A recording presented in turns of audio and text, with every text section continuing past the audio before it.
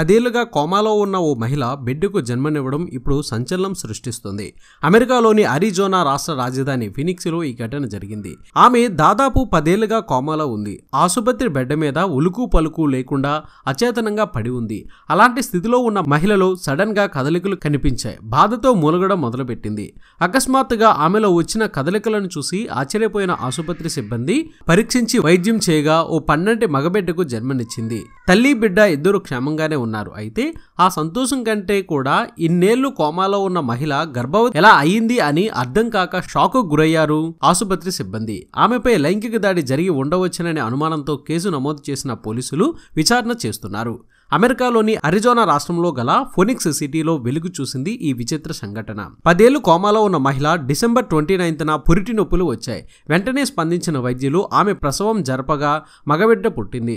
ఐసీయూలో నిత్యం వైద్యుల పర్యవేక్షణలో ఉన్న ఆమెపై అత్యాచారం ఎలా జరిగిందో తెలియక పోలీసులు తలలు పట్టుకుంటున్నారు. ఐసీయూలో ఉన్న స్త్రీపై ఆసుపత్రి సిబ్బందిలోని వారే లైంగిక దాడికి పాల్పడి ఉండవచ్చునని అనుమానిస్తున్నారు. ఆసుపత్రిలో విధులు నిర్వహిస్తున్న మగ ఉద్యోగులందరి DNA తీసుకుని పరీక్షించనున్నారు. సిబ్బందితో పాటు రక్షణ విధులు నిర్వహిస్తున్న పోలీసుల DNA కూడా పరీక్షించాలని డిమాండ్ వినిపిస్తుంది. 10 ఏళ్ల నుంచి కోమాలో ఉన్న మహిళ బిడ్డ పుట్టడం ప్రపంచవ్యాప్తంగా సంచలనం రేపుతుంది. మరి చూశారు కదా, ఈ వీడియోపై మీ అభిప్రాయం కామెంట్ రూపంలో చెప్పండి. నచ్చితే తప్పక లైక్ చేయండి, షేర్ చేయండి. మన VR మీడియా యూట్యూబ్ ఛానల్ ని సబ్స్క్రైబ్ చేయండి, మమ్మల్ని ప్రోత్సహించండి. Please subscribe and thank you.